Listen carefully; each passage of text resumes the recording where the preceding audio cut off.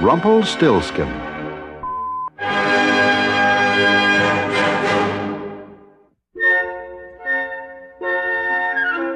Once there was a miller who had a very beautiful daughter named Joy.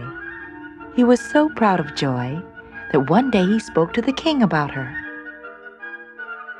He told the king that his daughter could spin gold out of ordinary straw. "That is really most unusual. I must meet your daughter. Bring her to the palace tomorrow." "Thank you, Your Majesty, I will."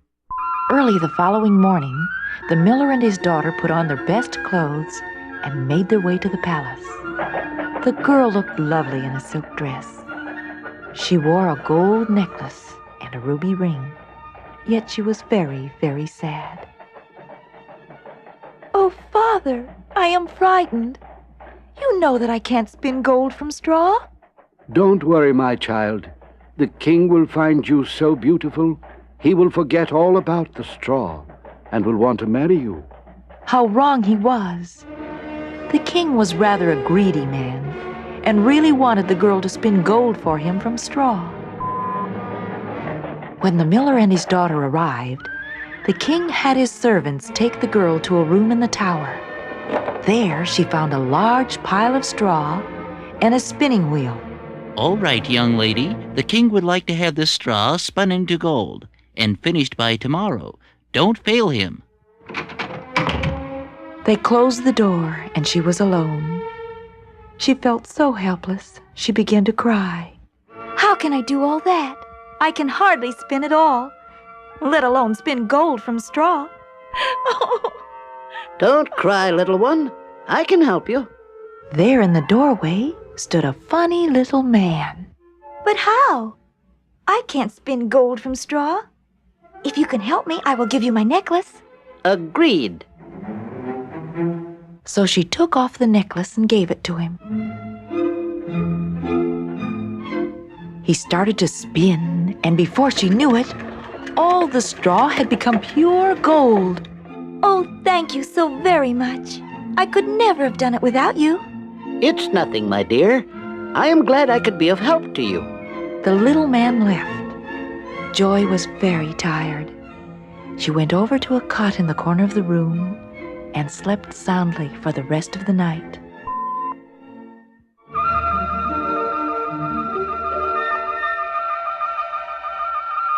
The sun was shining brightly when the king himself came to see her the next morning.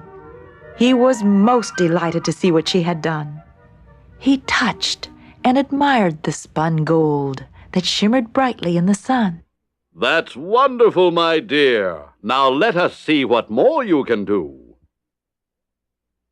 With this, he led her into another room where there was twice as much straw as in the first room. "In the morning, I will come back for the gold. Don't fail me." "Oh dear, what can I do? It is impossible. There is so much straw." And again she cried bitterly.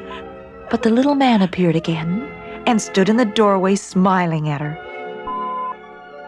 What will you give me if I help you once more? "I will give you my ruby ring. It was a present from my mother. It is yours if you help me." He took the ring and put it on his finger. Then he sat down and started to spin. The little man spun all night and made the straw into gold. Then he left.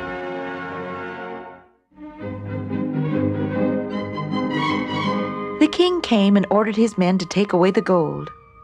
The king was very pleased with Joy. Not only could she spin gold, but for the first time he noticed that she was also very beautiful. He took her into a third room, which was filled to the ceiling with straw. The king took Joy into his arms and said, "If you spin all this straw into gold, I will marry you and make you my queen. But if you fail, my people will laugh at me, and unfortunately you will have to die. I will return in the morning." With that, he left.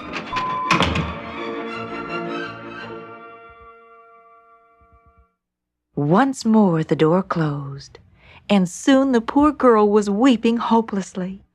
The little man appeared again, and she said, I know you can help me, but I have nothing left to give you. You already have my necklace and my ring. I will think of something. I know what I want.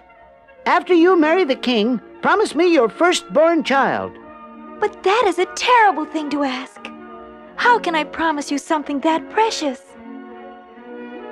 Either you make that promise, or I don't spin gold.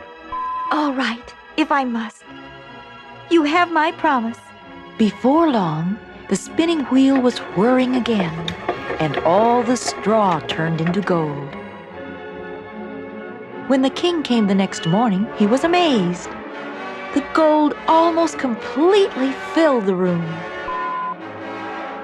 The king kept his promise and married Joy. Some time passed, and the queen had her first baby boy. She loved the child very much and forgot all about her promise to give the baby to the little man. Suddenly, one day he appeared and demanded the baby. She pleaded with him and promised him all the riches in the land, but he refused. I will give you 3 days. During that time, you must guess my name. If you can't, the child is mine. She sat and tried to think of all the names she could. Casper? No. Charles? No. Lancelot? No. Oh, how can I ever guess? Finally, she confessed her trouble to her husband, the king. The king sent his servants all over the kingdom to try and find out the little man's name. Each day, the little man would appear and say, Have you guessed it yet? but whatever name she tried, it was not the right one. He would laugh and go away. Finally, on the 3rd day, a servant came to her. Your Majesty, I saw the strangest thing yesterday. I passed by a little house, and there was a funny little man dancing around inside, and he was singing, I'm going to bring the queen's baby in, because they don't know I'm Rumplestiltskin. The queen was so happy to hear those words that she rewarded the servant handsomely. Later, when the little man walked in, he had an evil smile on his face. Well, Your Majesty, do you know what my name is? I think it's Jack. Wrong. Maybe it's Bill? Wrong again. The little man was delighted and hopped around with glee. One more guess is all you get. Then it must be Rumplestiltskin. The little man's face turned red with anger, and he stamped on the floor with such force that he fell right through it. That was the last anyone ever saw of him. And the king, the queen, and their child lived happily ever after.